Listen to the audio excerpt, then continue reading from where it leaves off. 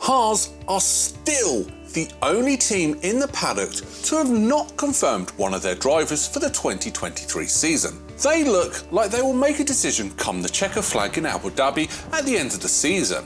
There has been a lot of talk from the Haas team principal Gunther Steiner regarding who will line up alongside Kevin Magnussen going forward into 2023. Of course, Haas had a phenomenal start of the season, but the second half of the season has been very poor, with points finishes coming very rarely to the team. They currently sit in P8 in the constructors' standings, and they are just 1 point away from P9, so this would only be a jump of one position in the standings. This is very bad from Haas' standpoint, as this was because they put no development into their 2021 car and were fully focused for this season's car, and if they only go up one place in the standings, this could be classed as a failure. So, will Haas look for a driver instead of Mick Schumacher to improve the team, or will they stick with Mick? Well, let's take a look at what Haas could possibly do. Firstly, let's take a look at Mick Schumacher this season and how well he has done for the car he is in. We must, of course, talk about the crashes that he's had in the car and the amount of money it has cost the team. On several different occasions in Monaco and Saudi Arabia, which have cost the teams millions of dollars, and which, to be honest, Haas cannot afford, as they do not have the funds to waste. They are the smallest team on the grid, and they have to spend as little money on crashes and spend it mostly on developing the car every year, so they can get back to being the top of the midfield, like they were all those years ago. Mick in 2021 dominated his teammate Nikita Mazepin, but we all know how bad Mazepin was with all of his spins and how far he was off the pace from race week to week. Also in 2021, Mick was driving a car that was not developed at all, so this season he had nothing to play for other than beating his teammate, which he did pretty easily. It could be said that this season was just him driving around pointlessly, and it was a tester, and in 2022 Mick would have a good car and be able to actually race against other people. We then went to Bahrain, in which he was going up against the very experienced Kevin Magnussen, who was brought into the team with just a few weeks before the opening round. Kevin would finish in the best of the rest position in P5, whilst Mick would finish in P11 after a collision with Ocon took him out of the points. Mick, however, would have to wait all the way up to the British Grand Prix, where he would get his first points. He would get points also in the next round in Austria. However, he has not scored any points since these two races, and Haas do need two drivers that are in and around scoring the same points so they can start getting back to the midfield.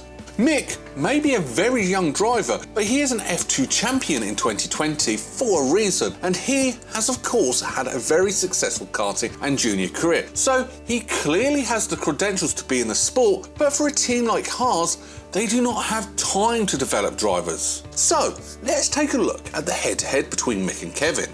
Kevin is much better in qualifying, with him beating Mick 15-5. But of course, we know there are no points awarded for qualifying. On the Sunday for Mick, it was much better, with him beating Kevin 12-6, with the two races in Saudi Arabia where Mick did not race due to his crash in qualifying and the double DNF in Monaco.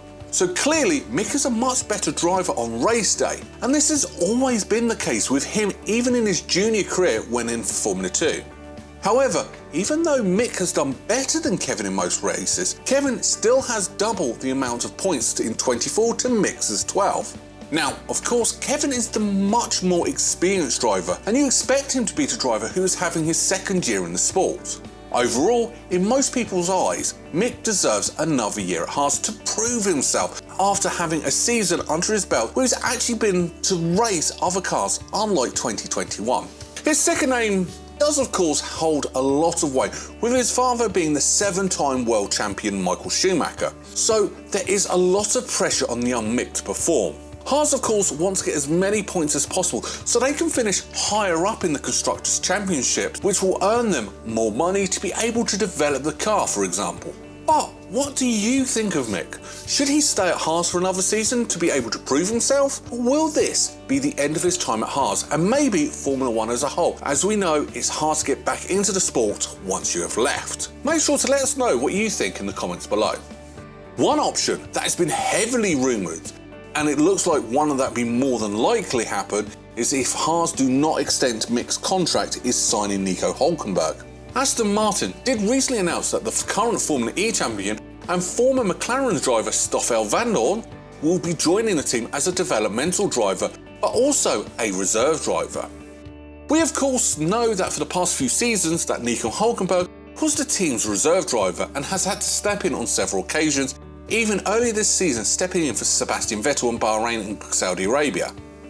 With Vandoorne taking the reserve driver role at Aston Martin, this must surely mean that Nico is not in that role anymore, right? If this is true, it leaves the door open for him to possibly join Haas in 2023, lining up alongside Kevin Magnussen. We all know about the drama between them and what happened in the media pen, but as professionals, they should be able to put it behind them. Bringing in Nico, it brings a lot of experience, and you know what you are getting with him, which is the polar opposite to Mick, who is young and he can be inconsistent at times. Nico is the obvious option to replace Mick, as there's not many options out there. So for Haas, if they really want Nico, they should go out and get him so you have your seat secure for 2023. You could sign Hülkenberg on a short-term contract so you could possibly replace him in the future if he is doing poor, but for Haas, they need performances and consistent points right now, so Nico is the perfect choice for them. Is Nico the correct choice for Haas over Mick in 2023? Make sure to drop a comment below and let us know. Daniel Ricciardo is a possibility that he might turn down, as in the media he's being very adamant that he would take 2023 off to reset and come back in 2024. Now of course, if Haas can somehow get Daniel to change his mind, it would be huge for the team, as they will be getting one of the most talented drivers on the grid. And no offence to Mick, but it will be a very big upgrade on him. However, as the days go on, it is looking increasingly likely that Daniel will join Mercedes for 2023 as a reserve driver for the team. Should Daniel try and join Haas instead of being reserve driver in 2023? I don't know, let me know. Overall, it is pretty fair to say that Haas have to make a choice between Mick Schumacher and Nico Hülkenberg. It's his potential and possibly mistakes going up against a veteran who will probably not improve much when he is at the team. This is the dilemma that Haas have as we go into the final few races of the season. So, if you were Haas, who would you take, Mick or Nico? Would you prefer to have youth in your drivers or an experienced veteran in which you know what you're getting from him? It's a very interesting thought, so quite interested to see your thoughts on that one. Thank you very much for watching this video, and make sure to like the video and subscribe for more epic Formula 1 content.